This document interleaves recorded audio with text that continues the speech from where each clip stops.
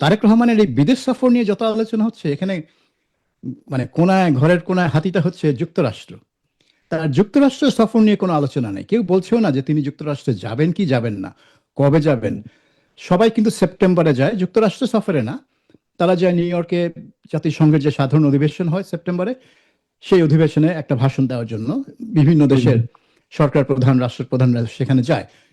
মোহাম্মদ ইউনূসও সেখানে গিয়েছিলেন 2024 সালে।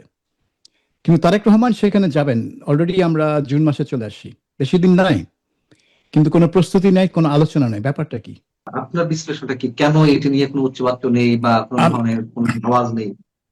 আমি জানি না, কিন্তু মাঝে মধ্যে শোনা যায় যে যুক্তরাষ্ট্রের যে কেন্দ্রীয় গোয়েন্দা সংস্থা আছে এফবিআই, তাদের একটা মানে তদন্তের অংশ হিসেবে তারেক রহমানের উপর হয়তো কিছু কোনো নিষেধাজ্ঞা আছে। যদি শেখ হাসিনাকে বাংলাদেশে ফিরতেই হয়, তাহলে এটা একটা আলোচনা, নেগোসিয়েশনের মাধ্যমে ফিরতে হবে।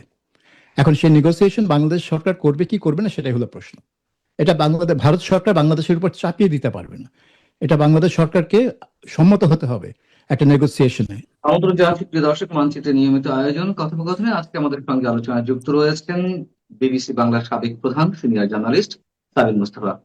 সাবিল মুস্তাফা, আপনাকে স্বাগত জানাচ্ছি এবং শুরুতেই যে বিষয়ে আপনার প্রতিক্রিয়া জানতে চাই সেটি হচ্ছে যে আপনার কি মনে হয় ভারতের হাই কমিশনার, যিনি নবনিযুক্ত বাংলাদেশ হাই কমিশনে, মানে বাংলাদেশের ভারতীয় হাই কমিশনে, তিনি শুরুতেই তোপের মুখে পড়লেন, তিনি যে মন্তব্য করলেন বাংলাদেশে প্রবেশ করেই শনিবার, এবং নিশ্চয়ই আপনি জানেন যে তিনি বলেছেন ভারতের পপুলেশন 140 কোটি, বাংলাদেশের 20 কোটি, আমরা অ্যাড করতে চাই 160 কোটি, এখানে আমরা সবাই একসঙ্গে হব, আলাদাভাবে ভাবছি না, বাংলার একই আকাশ একই বাতাস, চ্যালেঞ্জ অনেক ক্ষেত্রে এক, তাই আমাদের পথ ভুল হওয়ার সুযোগ নেই, ইত্যাদি ইত্যাদি আরো অনেক কিছু বলেছেন।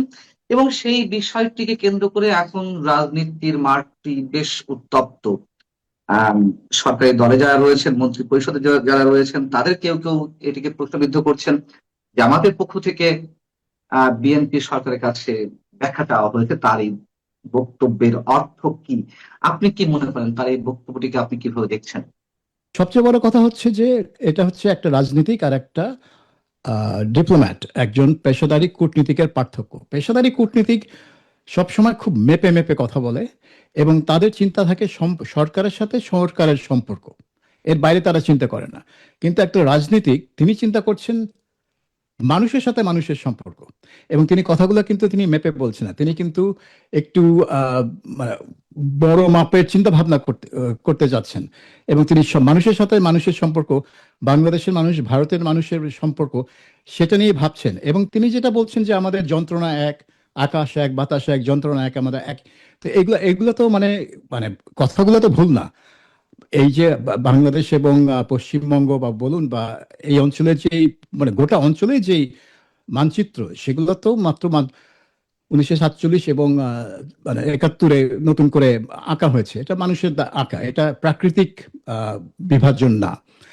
কিন্তু এটা তো মানে একটা হাইকমিশনার তো এসে কখনোই বলবে না এক দেশে যে তোমার দেশ আমি নিয়ে নিব বা আমার দেশের সাথে তোমার দেশ একত্রিত হয়ে যাবে। এই কথা এমনকি কোনো মানে কি বলবো বেকুব ডিপ্লোম্যাটও বলবে না।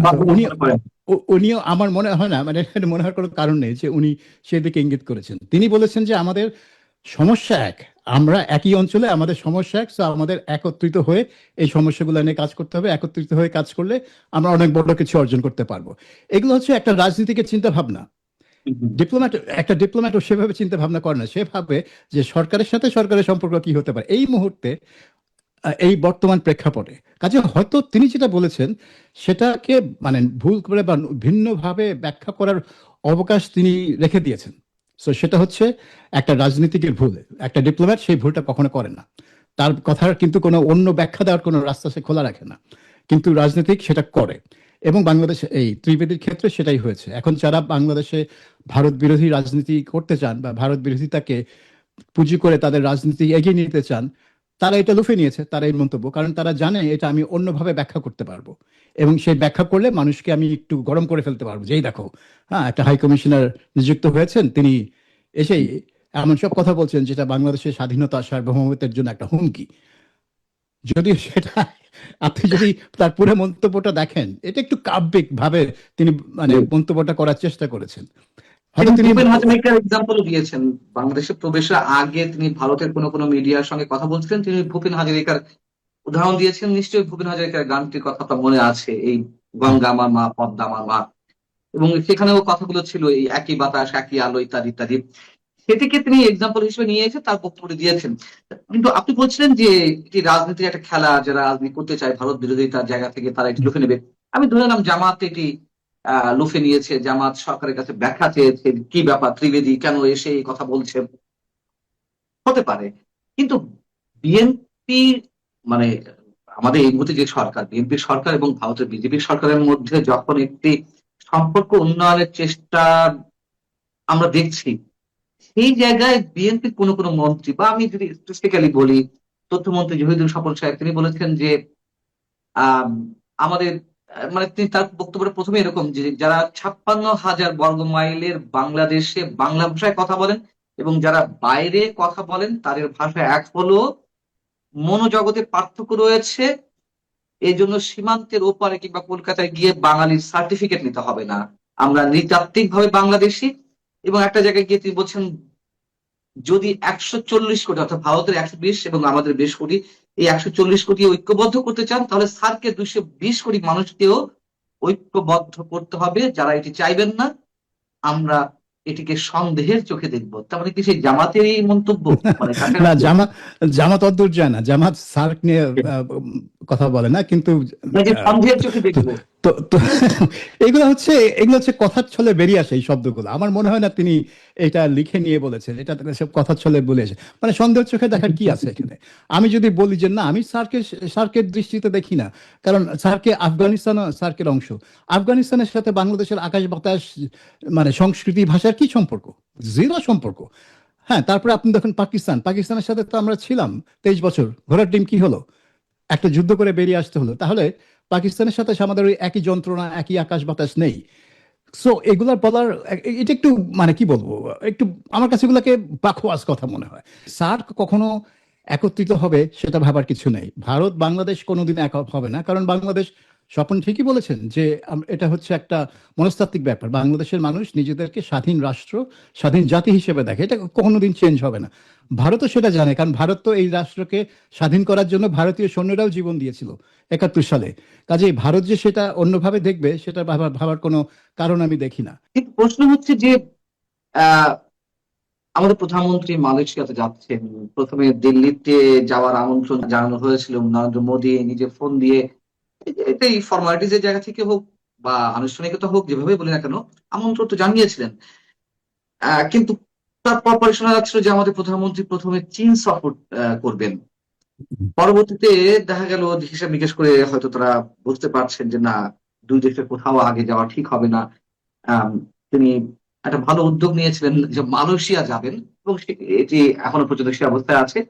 এবং আম কূটনীতি যেটি বরাবরই দেখা যায় আমাদের দেশে, যে আমের সময় আমের মাধ্যমে শুভেচ্ছা পাঠানো হয়, একটা কূটনৈতিক বার্তা।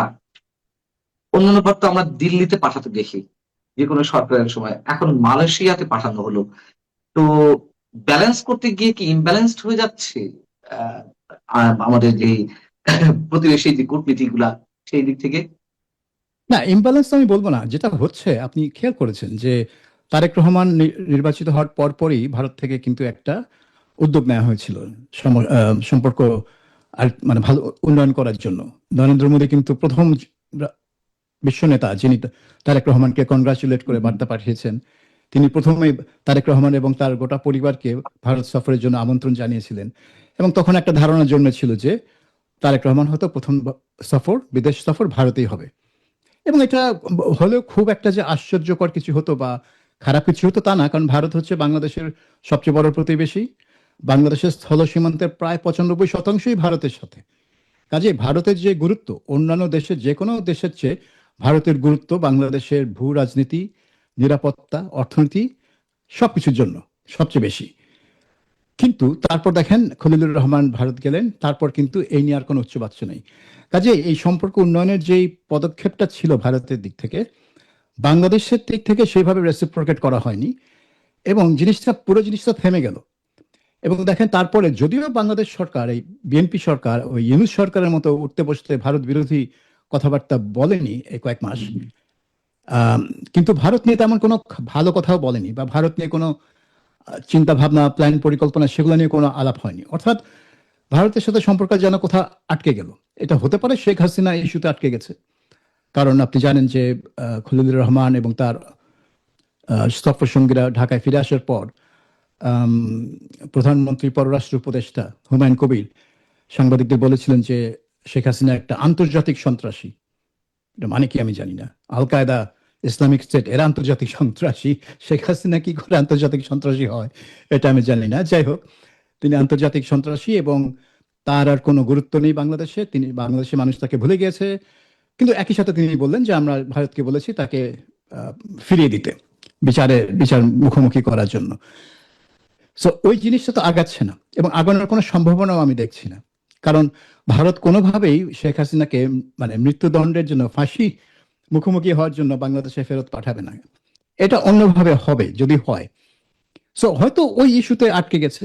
তারপরে পশ্চিমবঙ্গের নির্বাচনে বিজেপির বিজয়ের পর যেই সীমান্তে যেই উত্তেজনা শুরু হলো, ওখান থেকে আম, বাংলাদেশিদের বা কথিত বাংলাদেশিদের ঠেলে দেওয়ার বা ফিরিয়ে দেওয়ার যে প্রক্রিয়া শুরু হলো, সেটাও সম্পর্ক নিশ্চয়ই উন্নয়নে কোনো সহায়তা করেনি বা করবে না। সো এইসব কারণে একটা আটকে গেছে। কিন্তু তিনি যদি প্রথমে চীনে যেতেন, তাহলে ভারত মনে করতো এটা তার প্রতি একটা স্নাব। তাকে লক্ষ্য করেই বলা হচ্ছে যে এই দেখো, চীন হচ্ছে আমার এখন আসল মিত্র। কাজে তিনি ভারত যাবেন না, কিন্তু চীনেও যাবেন না, কারণ চীনে গেলে আবার ভারতকে একটা বার্তা দেওয়া হচ্ছে, যেটা হচ্ছে তিনি করতে চান না। মালয়েশিয়া সেখানে একটা ভালো কম্প্রোমাইজ, কারণ মালয়েশিয়া হচ্ছে বাংলাদেশের একটা খুবই গুরুত্বপূর্ণ পার্টনার বিভিন্ন দিক থেকে। বাংলাদেশের অনেক শ্রমিক মালয়েশিয়া যায়, এবং মালয়েশিয়ার একটা উদাহরণ বাংলাদেশের জন্য, যে একটা একটা মুসলিম দেশ কিভাবে উন্নয়ন করতে, আধুনিক দেশ হিসেবে উন্নয়ন করতে পারে।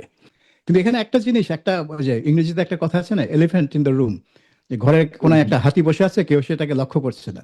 তো তারেক রহমানের এই বিদেশ সফর নিয়ে যত আলোচনা হচ্ছে, এখানে মানে ঘরের কোনায় হাতিটা হচ্ছে যুক্তরাষ্ট্র। তার যুক্তরাষ্ট্র সফর নিয়ে কোনো আলোচনা নেই, কেউ বলছেও না যে তিনি যুক্তরাষ্ট্রে যাবেন কি যাবেন না, কবে যাবেন। সবাই কিন্তু সেপ্টেম্বরে যায় যুক্তরাষ্ট্র সফরে না, তারা যায় নিউ ইয়র্কে, জাতিসংঘের যে সাধারণ অধিবেশন হয় সেপ্টেম্বরে, সেই অধিবেশনে একটা ভাষণ দেওয়ার জন্য বিভিন্ন দেশের সরকার প্রধান, রাষ্ট্রপ্রধানরা সেখানে যায়। মোহাম্মদ ইউনূসও সেখানে গিয়েছিলেন 2024 সালে। কিন্তু তারেক রহমান সেখানে যাবেন, অলরেডি আমরা জুন মাসে চলে আসি, বেশি দিন নাই, কিন্তু কোনো প্রস্তুতি নেই, কোনো আলোচনা নেই। ব্যাপারটা কি? এটার উপর কেউ আলোকপাত করছে না, যে তিনি জাতিসংঘে ভাষণ দেওয়া তো একটা নতুন সরকার প্রধানের জন্য এটা এক ধরনের রুটিন কাজ, তাকে এটা করতে হয়, কারণ সারা দুনিয়াকে নিজেকে ঘোষণা দিতে হয় যে আমি হচ্ছে বাংলাদেশের নেতা, এই হচ্ছে আমার পরিকল্পনা, আমি এই করছি বাংলাদেশে, আসুন আমাকে সহযোগিতা করুন, আমাকে এই এই পথে যাওয়ার জন্য। এবং ওই ফাঁকে তিনি দুনিয়ায় কি ধরনের শান্তি চান, কিভাবে কি ধরনের নতুন ব্যবস্থা চান, সেগুলো তিনি ব্যাখ্যা করেন। সো এটা একটা অপরচুনিটি হিসেবে নেয় সব সরকার প্রধানই। আপনার কি মনে হয়, আপনার বিশ্লেষণটা কি, কেন এটি নিয়ে কোনো উচ্চবাচ্য নেই বা কোনো ধরনের কোনো আওয়াজ নেই?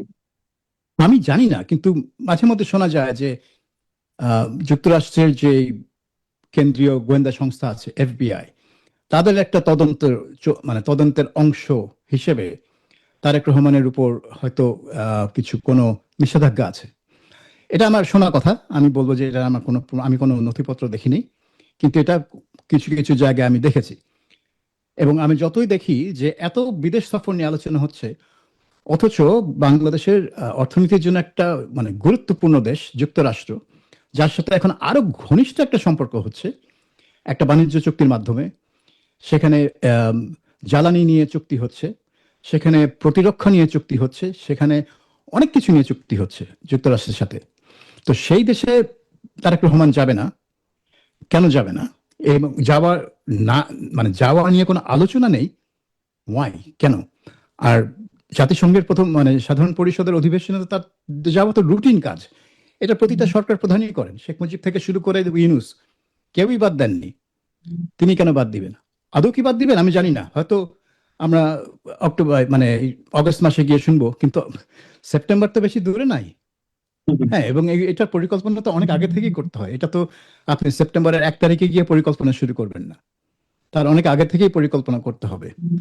কাজে এখানে ব্যাপারটা কি আমি জানি না, এটা হয়তো আমি জানি না এটা সরকার কোনো ব্যাখ্যা দেবে কিনা, যে যুক্তরাষ্ট্র সফর বা জাতিসংঘে যাওয়ার কোনো, জাতিসংঘে যাওয়ার ব্যাপারটা হচ্ছে একটু ভিন্ন। আপনি, আপনার তো মনে আছে যে র্যাবের এবং পুলিশের যে আইজি ছিলেন বেনজির আহমেদ, তার বিরুদ্ধে নিষেধাজ্ঞা ছিল যুক্তরাষ্ট্রের, কিন্তু তারপরেও তিনি জাতিসংঘের একটা প্রোগ্রামের জন্য নিউ ইয়র্কে যেতে পেরেছিলেন। এবং শুধুমাত্র প্রথম ওই, প্রথমে আপনি আপনি আগে থেকে বিষয়টা নিয়ে এলেন, মানে বেনজির অ্যারেস্ট হয়েছেন আমরা কিছুক্ষণ আগেই খবর পেলাম। আচ্ছা দুবাই পুলিশ তাকে একটা মানে অ্যারেস্ট করেছে ইন্টারপোলের সহায়তায়। আচ্ছা, এটা আমি আপনার কাছ থেকে শুনেছি। আমি আমি এই খবরটা দেখার সুযোগ পাইনি। তো এখন যদি ইন্টারপোল দুবাই পুলিশকে বলে থাকে যে এই লোক এই অপরাধের জন্য বা এই অপরাধের সন্দেহে তাকে একটা দেশের সরকার অ্যারেস্ট করতে চায়, হয়তো দুবাই পুলিশ তাকে অ্যারেস্ট করেছে, এখন তাকে বাংলাদেশে ফেরত পাঠাবে বিচারের জন্য। এটা একটা মানে অনেকের মানে এটা একটা ভালো জিনিস ওই সেন্সে যে বেনজির আহমেদের বিরুদ্ধে নানান রকমের অভিযোগ আছে, তিনি র্যাবের ডিজি থাকতে এবং পুলিশের আইজি থাকতে দুই সময়ে তার বিরুদ্ধে নানান রকমের অভিযোগ আছে। তো এই অভিযোগগুলো তদন্ত কতটুকু হয়েছে আমি জানি না। স্পেসিফিক যে বাংলাদেশের যেটা হয় সিলেক্টিভ জাস্টিস, যখন যেই সরকার ক্ষমতায় থাকে সে তার পছন্দ অনুযায়ী অপরাধ দেখতে পান এবং সেই অপরাধের বিচার করতে চান। তার পছন্দের না হলে সেই অপরাধ তার চোখেই পড়ে না। হ্যাঁ, যেমন যেমন ধরেন ডক্টর একটি ইউসুফ আপনার এখন সরকারের চোখে পড়ছে না। অপরাধ তো পরের কথা, ডক্টর ইউনূসের আমলের এই 18 মাস নিয়ে বিএনপি কোনো কথাই বলতে চায় না, এবং এই জন্য অনেকে মনে করছে যে তারেক রহমানের সরকার হচ্ছে ইউনূস সরকারেরই একটা কন্টিনিউশন, তারই একটা ছায়া চলছে। তো এখন ওইটাই হয়ে গেছে সমস্যা, যে বেনজিরকে অ্যারেস্ট করে তাকে জেলে ঢুকানো হবে, তার বিরুদ্ধে মামলা করা হবে, তার বিরুদ্ধে তদন্ত হবে, সবই ভালো, কিন্তু এটা এগেইন আরেকটা প্রমাণ যে এটা বাংলাদেশে যে সিলেক্টিভ জাস্টিসের ব্যাপারটা। আগের যেটা আমার পছন্দ না, যেটা আমার পছন্দের সরকার, সে তার আমল নিয়ে আমি কোনো কিছু ভাববো না, কিন্তু আম, যেটা আমার পছন্দের না সেটাকে আমি মামলা করবো। এখন এখানে আমি দেখতে চাই যে বেনজির র্যাবের ডিজি ছিলেন কয়েক বছর, ওই সময় বিচার বহির্ভূত হত্যাকাণ্ড নিয়ে তার বিরুদ্ধে কোনো মামলা করা হয় কিনা। কারণ যদি করা হয় তাহলে প্রশ্ন উঠবে যে 2004 থেকে 2006 খালেদা জিয়ার আমলে যেসব বিচার বহির্ভূত হত্যাকাণ্ড র্যাব করেছে সেটা নিয়ে কার বিরুদ্ধে মামলা হবে। হ্যাঁ, সেটা বুঝতে পারছি। মানে আমাদের মানে আমাদের দুর্ভাগ্য আসলে ওই যে আপনি যেটা বলছিলেন ওটাই উপসংহার, যখন যে ক্ষমতা থাকে তার চোখ দিয়ে অপরাধগুলো দেখা হয়। হুম, নিশ্চয়ই ওরকম কিছু হবে না। আমরা সমালোচনা করেই যাব, সরকার কর্ণপাত করবে না। আমরা শেষ করবো তার আগে আমি একটু আহ আর একটা বিষয় প্রশ্ন করবো। আপনি মাঝে বলছিলেন মানে আলোচনা মাঝখানে যে শেখ হাসিনা ফিরে আসতে পারেন অথবা তাকে ভারত ফেরত পাঠাতে পারেন অন্যভাবে। এটির উত্তর বা আপনি কোনটিকে মেন করে বলতে আছেন সেটা একটু শুনুন। তার আগে আপনি আমাদের প্রধানমন্ত্রী যুক্তরাষ্ট্রে যাওয়া প্রসঙ্গে কোনো আওয়াজ নেই বা কোনো ধরনের কথাবার্তা এই নিয়ে বলছিলেন এবং এফবিআই প্রসঙ্গ নিয়ে আসলেন, এবং এফবিআই তো সাক্ষী দিতে এসেছিল। এফবিআই কয়েক কর্মকর্তা আওয়ামী লীগের সময় আমাদের আজকে যিনি প্রধানমন্ত্রী তারেক রহমানের বিরুদ্ধে, মানে সেই সব জটিলতা কি এখনো কাটেনি নাকি ওই বিষয়গুলো এখনো না, রয়ে গেছে? আপনার কি মনে হয়? সেটা আমি বলছিলাম যে আমি জানি না যে এইগুলো কোন পর্যায়ে আছে। কারণ আপনি জানেন যে উইকিলিক্স যারা বিভিন্ন সরকারি নথিপত্র ফাঁস করে দেয়, তারা ঢাকা থেকে যুক্তরাষ্ট্রের এমবাসি থেকে পাঠানো নানান ইমেল এবং নথিপত্র ফাঁস করেছিল। সেখানে দেখা গিয়েছিল যে এমবাসি থেকেই, তখন সেটা হচ্ছে 2001 থেকে 2006, ওই সময়ে তারেক রহমানকে নিয়ে নানান বিরূপ মন্তব্য এবং পর্যবেক্ষণ ছিল। এবং সেই কারণে হতে পারে, আমি জানি না। আম, আর তারপরে এখন এটা কোন পর্যায়ে আছে, আপনার মনে রাখা দরকার যে নরেন্দ্র মোদী যখন গুজরাটের মুখ্যমন্ত্রী ছিলেন, সেখানে যেই ব্যাপক মুসলিম নিধন হয়েছিল 2001 সালে, সেই রায়টের পর কিন্তু যুক্তরাষ্ট্র নরেন্দ্র মোদীকে উপর উপর নিষেধাজ্ঞা জারি করে। তার কিন্তু যুক্তরাষ্ট্রের প্রবেশ নিষেধ ছিল, কিন্তু তিনি 2014 সালে প্রধানমন্ত্রী হওয়ার পর কিন্তু ওই নিষেধাজ্ঞা চুপচাপ তুলে নেওয়া হয়। কাজেই তারেক রহমানের বিরুদ্ধে যদি কোনো নিষেধাজ্ঞা থাকে তাহলে নিশ্চয়ই সেটা তুলে নেওয়ার প্রক্রিয়ার মধ্যে আছে বা থাকার কথা। কারণ একটা লোক মানে প্রধানমন্ত্রী হলে তাকে তো যুক্তরাষ্ট্র সফর করতেই হয়, এটা তো যুক্তরাষ্ট্রের স্বার্থের জন্যই দরকার। সব দেশের সাথেই তাদের সম্পর্ক রাখা দরকার, বাংলাদেশ একটা গুরুত্বপূর্ণ দেশ। আম, বর্তমান ভূ রাজনৈতিক প্রেক্ষাপটে বাংলাদেশ বেশ গুরুত্বপূর্ণ এই এশিয়া প্যাসিফিক অঞ্চলে। কাজেই তারেক রহমানের উপর যদি নিষেধাজ্ঞা থেকেও থাকতো এবং আশা ছিল বলেই মনে হয়, তাহলে কেন সেটা আহ, মানে উইথড্র করা হচ্ছে না, প্রত্যাহার করা হচ্ছে না, যেটা নরেন্দ্র মোদীর বেলায় যেটা হয়েছিল, তার বিরুদ্ধে যে নিষেধাজ্ঞা ছিল সেটা প্রত্যাহার করা হয়। কাজেই এই প্রক্রিয়াটা এখনো শেষ হয়নি কেন, এবং সেই জন্য সরকারের তরফ থেকে যুক্তরাষ্ট্র সফর নিয়ে কোনো উচ্চবাচ্য করা হয় না, কোনো পরিকল্পনা নেই, কোনো কথাবার্তা নেই। হতে পারে, কিন্তু ডক্টর খলিল রহমান তো যাচ্ছেন আসছেন। উনি তো গত 2 বছর ধরেই ঢাকা ওয়াশিংটন করে বেড়াচ্ছেন। সো হয়তো তার মাধ্যমেই সবকিছুর সমাধান হবে। আমার শেষ প্রশ্ন মনে যদি জানতে চাচ্ছিলাম যে আপনি বলছেন যে শেখ হাসিনাকে ভারত যদি ফেরত পাঠায় তাহলে অন্যভাবে পাঠাবে, সেই অন্যভাবেটা আসলে কি? মানে এই মুহূর্তে আপনার সেই বিষয়টি জানা আছে কিনা বা কোনো যোগসূত্র আছে কিনা? না, এটা হচ্ছে পরিস্থিতি বিচার করে যেটা বোঝা যায় যে ভারতে তো এক ধরনের রাজনৈতিক ঐকমত্য আছে যে শেখ হাসিনা হচ্ছে তাদের অতিথি, তাদের বন্ধু, তাকে মৃত্যুর মুখে ফেরত পাঠানো যাবে না। অর্থাৎ তার মাথার উপর এই ফাঁসির আদেশ যতদিন ঝুলবে, ততদিন ভারত শেখ হাসিনাকে যে বাংলাদেশে ফেরত পাঠাবে না, এটা বলাই বাহুল্য। সেটা বাংলাদেশ সরকার যতই বলুক যে তারা এটা এক্সট্রাডিশনের জন্য চেষ্টা করছে, কিন্তু শেখ হাসিনা চিরকাল ভারতে থাকতে চান না, এটা পরিষ্কার। তিনি বাংলাদেশে ফিরে আসতে চান। তাহলে এটা কিভাবে হবে? ওখানে শুধু শেখ হাসিনা না, ওখানে আরো অনেক আওয়ামী লীগ নেতা আছে, কয়েক হাজার আওয়ামী লীগ কর্মী আছে। ভারত তো অনন্তকাল ধরে তাদের সেখানে সেই দেশে রাখতে চাইবে না, তারা চাইবে তাদের ফেরত পাঠাতে। তখন তারা ফিরলেই গ্রেফতারের মুখে পড়বে। তো সেখানে আমার মনে হয় যদি শেখ হাসিনাকে বাংলাদেশে ফিরতেই হয়, তাহলে এটা একটা আলোচনা, নেগোসিয়েশনের মাধ্যমে ফিরতে হবে। এখন সেই নেগোসিয়েশন বাংলাদেশ সরকার করবে কি করবে না, সেটাই হলো প্রশ্ন। এটা ভারত সরকার বাংলাদেশের উপর চাপিয়ে দিতে পারবে না। এটা বাংলাদেশ সরকারকে সম্মত হতে হবে একটা নেগোসিয়েশনে, এবং একটা নেগোসিয়েটেড রিটার্ন, যেখানে হয়তো যেটা হতে পারে, তিনি ল্যান্ড করবেন, তাকে গ্রেফতার করা হবে, তাকে জেলে পাঠানো হবে, সেখান থেকে আদালতে পেশ করা হবে, তিনি জামিনের জন্য আবেদন করবেন, তিনি আপিল করবেন। আইসিটিতে তার বিরুদ্ধে যেই মামলায় রায় হচ্ছে সেটার বিরুদ্ধে তিনি আপিল করার জন্য অনুমতি চাইবেন। হাইকোর্ট যদি অনুমতি দেয় তিনি আপিল করবেন, তারপরে তিনি জামিন পাবেন, বা জামিন চাইবেন, সরকার আপত্তি না থাকলে তিনি জামিন পাবেন। হয়তো তাকে অনেক অনেক প্রক্রিয়া আছে। প্রেসিডিয়াম মেম্বার জাহাঙ্গীর কবির নানক কোনো এক জায়গায় বলেছেন একটি সাক্ষাৎকারে যে শেখ হাসিনা বাংলাদেশ ফিরলে তাকে আটক করার ক্ষমতা কারণ নেই, বাংলাদেশ সরকারের নেই। মানে এগুলো কি শুধুই রাজনৈতিক বক্তব্য? এগুলা বাহাদুরি মার্কা কথাবার্তা।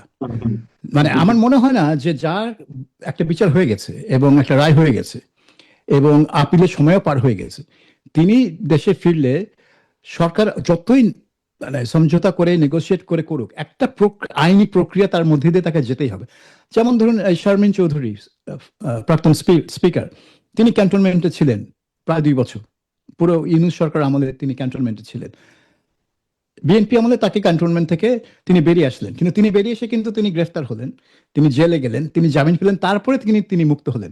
সো তিনিও কিন্তু একটা প্রক্রিয়া, আইনি প্রক্রিয়ার মধ্যে দিয়েই তাকে বের হতে হয়েছে। তো এটা এমন না যে ওই আপনার 5ই আগস্ট রাতে হঠাৎ শুনলাম যে প্রেসিডেন্ট খালেদা জিয়াকে মাফ করে দিয়েছেন। তো কিভাবে মাফ করলেন, কোন আইনে, কি ক্ষমতা বলে কেউ জানে না, খালেদা জিয়া মুক্ত হয়ে গেলেন। তো এই ব্যাপারটাই সেইভাবে হবে না, কারণ তখন তো আইন ফাইন কিছু ছিল না, তখন তো সবই একেবারে কি বলবো, টোটালি অস্থির অবস্থা, তো যেখানে যা ইচ্ছা তাই হবে। এখন তো সেটা না, এখানে তো একটা আইনি প্রক্রিয়ার মধ্যে দিয়েই যেতে হবে। কাজেই আইনি প্রক্রিয়ার মধ্যে যেতে হলে শেখ হাসিনাকে গ্রেফতার হতেই হবে, 2-1টা দিন জেলে থাকতেই হবে, কিন্তু সেখানে একবার জেলে ঢোকানোর পর মেনটেন করতেই হবে। করতেই হবে, কিন্তু এই প্রসিডিওরটা আগে নেগোশিয়েট করে করে তারপর আসবেন তিনি। তিনি এমন পরিস্থিতিতে আসবেন না যে তিনি নামলেন আর সাথে সাথে তাকে ফাঁসিতে মঞ্চে পাঠায় দেওয়া হলো, সেটা হবে না। আইনও তো তা বলে না নিশ্চয়ই। আপনি অনেক অনেক ভালো থাকবেন সাবির মুস্তফা, আমাদেরকে অনেকক্ষণ সময় দিয়েছেন। দর্শক আপনারা যারা শুনছেন নিশ্চয়ই আপনারা ভালো থাকবেন। আল্লাহ হাফিজ।